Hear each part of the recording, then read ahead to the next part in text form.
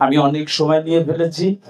এখন যেহেতু একটু আলোচনা করার কথা বাবাজি বলেছেন, আমি যৎকিঞ্চিত আলোচনা করি, আমার বক্তব্যের জবনিকা টানবো। তার কারণ আমার ঠাকুর বলছেন, যেথা যেটুক বললে তুমি ফল পাবে সুন্দর, সেইটুকু তো ন্যায্য বলা, নইলে অবান্তর। তার কারণ শব্দ হত্যার দেয়, পাপ সঞ্চয় হয়। ধরেন এখানে এই দূরাভাসের মাধ্যমে বা এই মাইক্রোফোনের মাধ্যমে শব্দ তরঙ্গগুলি আমি ছড়িয়ে দিচ্ছি, কিন্তু আপনি যদি ওই শব্দকে অ্যাভয়েড করে চলে না, আপনার বৃত্তি বা ইন্দ্রিয়গুলি যদি কৃষ্ণ বহির্মুখ হয়ে বসে থাকে, তাহলে কিন্তু শব্দ হত্যার দায় পাপ সঞ্চয় হয়। সতৈব ব্রহ্ম। এই জন্য আমি আপনি যখনই আসবো কীর্তনের আসলে একেবারে ওই গরু নবগঙ্গায় স্নান করানোর মতো আপনার ইহজাগতিক যত চিন্তা আছে সবাই বাড়ির বাইরে রেখে আসবেন। বলদ দিয়ে জমি চাষ করা দেখেছেন তো? আপনাদের অনেকের বাড়িতেই আগে বলদ দিয়ে গরু চাষ করত, গরু দিয়ে জমি চাষ করতো। ওই জমাটি টানতে টানতে টানতে টানতে দেখবেন এক ধরনের পোকা হয় গরুর ঘাড়ে। যখনই গৃহস্থ এই নবগঙ্গার জলে ওই বলদটিকে স্নান করাতে নাই, দেখবেন দাবর দিয়ে একটা লাঠি দিয়ে কিংবা ল্যাসটাকে নাড়া দিলেই ও দূরে যেতে থাকে। আর গৃহস্থ কি করে, পরিধর লুঙ্গিটা বা ধুতিটা ভালো করে কাছা দিয়ে ওই গরুর শিং ধরে যখনই চুবনি দেয়, ডুব দেয়, তখন ওই পোকাটি উপরে থাকে। এই যে এখানে কিন্তু মায়া মুক্ত, এখানে মায়া আপনাকে আক্রমণ করতে পারবেন, কিন্তু যখনই আপনি এখানে এই বাটিতে ওই প্রয়াত আত্মা তৃপ্তির উদ্দেশ্যে যে অন্ন, ডাল, মাছ, মিষ্টি, দই যাই আয়োজন করেছে ওগুলি খাওয়ার পরে যখনই আপনি বেরিয়ে যাবেন, তখন ওই পোকা, ওই মায়ার পোকাটি আপনার ঘাড়ে আবার চেপে বসবে। ওটা আপনার বাইরে রেখে আসতে হবে। আপনার ইহজাগতিক যত চিন্তা, আলোচনা সব ওখানে রেখে এসে এখানে এসে একেবারে সদ্য প্রসবিত শিশুর মতো মাতৃ করে, যেমন আমি আপনি সবাই একেবারে নিষ্পাপ হয়ে মাতৃ করে বসে আমরা মাতৃদুগ্ধ পান করি, আর সবার অলক্ষ্যে খিলখিল করে হাসি, একেবারে নিশ্চিন্তে নির্বিঘ্নে, কোনো ভয় নেই, কোনো ক্লান্তি নেই। ঠিক সেভাবে ভগবানের শরণে উপনীত হয়ে সেই ভক্তিতে গা ভাসিয়ে দিয়ে ভগবানের নাম ও গুণ কীর্তন অন্তরঙ্গ আছে যখনই আপনি করবেন, দেখবেন নাম বা কীর্তন আপনার মধুর থেকে মধুরতর হবে। কথাটি বোঝাতে পেরেছি কি জানি না। আমি বাবাজি একটা প্রশ্ন রেখেছেন, ওই প্রশ্নটির উত্তর দেবো। আর আজকে যেহেতু এইবারের গৃহ কর্তৃক অমর আত্মার সদ্গতি কামনায় তার যোগ্য হৃদয় এই ভাগবত সবার আয়োজন করেছে। এটা কেন করা হয়, কি জন্য করা হয়, তার উপরে কিছুটা আলোচনা রেখে আমার স্নেহস্পদ কাকা দুটি কীর্তন করবে। তারপরে বাবাজিরা আসছেন অনেক কষ্ট করে, ওদিক রান্নাও একটু সময় লাগবে, যদিও আমি দেখে আসছি। সবাই অনুমতি করুন, তাহলে আমি দুটো কথা আরম্ভ করি। ভাগবত কথা, গীতার কথা, চৈতন্য সন্দেশের কথা, ঠাকুর অনুকূলচন্দ্রের কথা এবং রামকৃষ্ণ পরমহংসদেবের কথা, হরিলীলামৃতের কথা। ঠাকুর যতটুকু অধ্যয়ন করেছি ততটুকু বলার চেষ্টা করব। বন্দে পুরুষোত্তম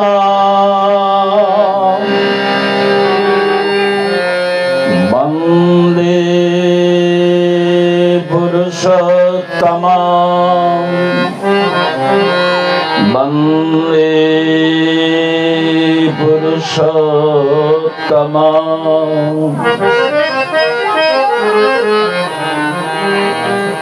তমসার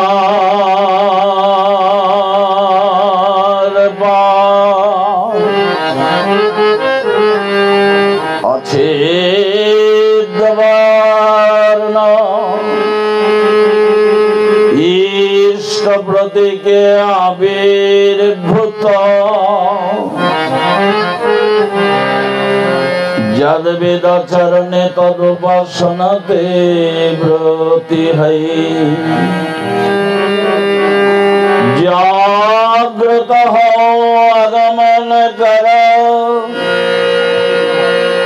আমরা যেন একে অভিগমন করি এক উদ্দেশ্যে বাক কর্ম বিনিয়োগ করি এক নিরন্তরতায় সেই তাকে যেন জানিতে পারে শ্রদ্ধানুশ্রুত পূর্যমানিষ্ঠৈক প্রাণ নাই একই মন্ত্রে একই মাননে সমষ্টি উচ্চারণায় বৈশিষ্ট পূরণী ক্বচিত নাভিমন্ত্রণে শিষ্ট হবিও শ্রেষ্ঠ ভাবনায় সমানাকুতিয় সম্যক হৃদয়ে জীবন বর্ধনে ঋদ্ধিমান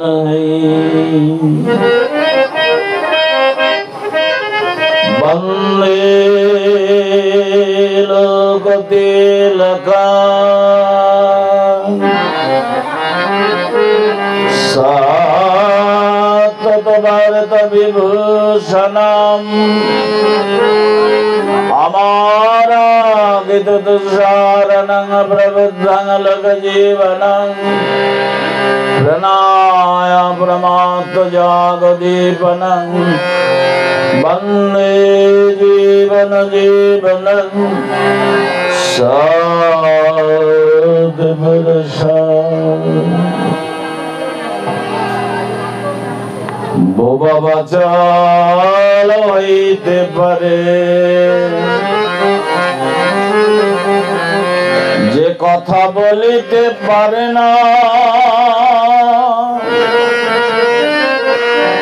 সে অনর্গল কথা বলিতে পারে আর যার অঙ্গহানি আছে সে দুর্গম গিরি শৃঙ্গ লঙ্ঘন করিতে পারে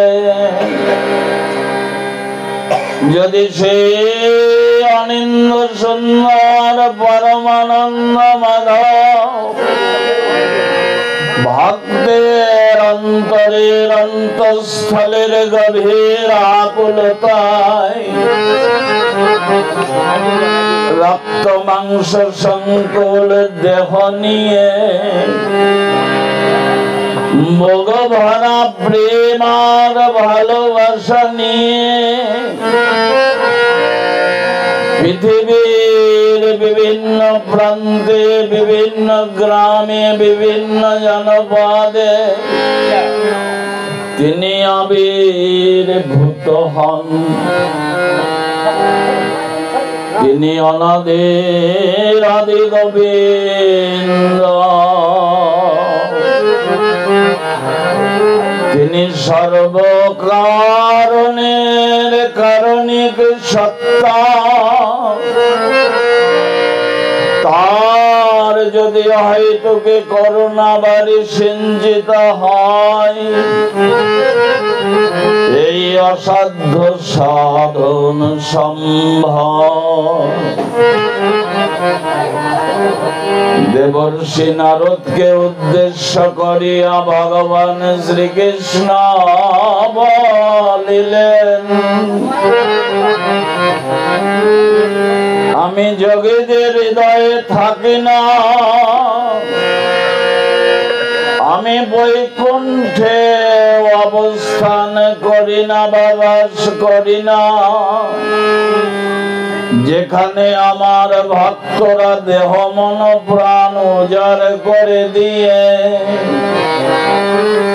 প্রেম বিগলিত চিত্তে করুণা ভরে আবেগ জড়িত কণ্ঠে আমার নাম গুণ কীর্তনে মত্ত হয়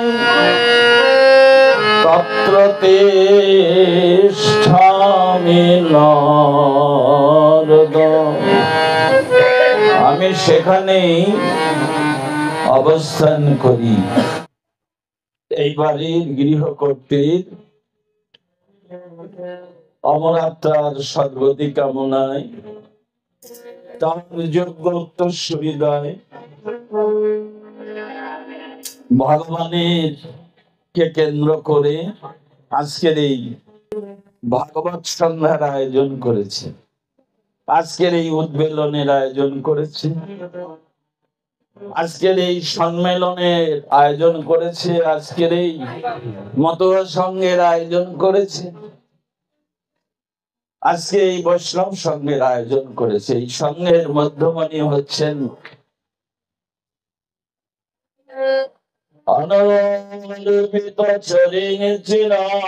শ্রীকৃষ্ণদাস কবিরাজ গোস্বামী প্রভুপাদের কলম। প্রথম শ্লোক শ্রী চৈতন্য চরিতামৃত। করুণা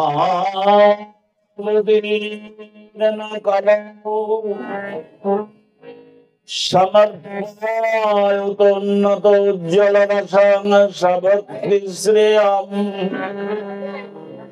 হরি পুরট সুন্দর দুতি কদম্ব সন্নির্পিত সদা হৃদয়ে স্কন্দরে স্ফুরত বসতি নন্দন।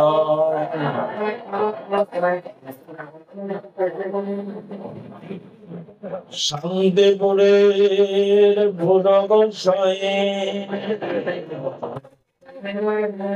অদ্বৈতের আকুল আহ্বানে আকুল কানে আজ থেকে 539 বছর আগে সতী সিন্ধু নীরে নদীয়ায় হয়েছিলেন অবতীর্ণ। তিনি এই সবার মধ্যমণি শ্রীকৃষ্ণ চৈতন্য মহাপ্রভু তার শ্রীপাদ মধ্যে প্রণাম নিবেদন করি।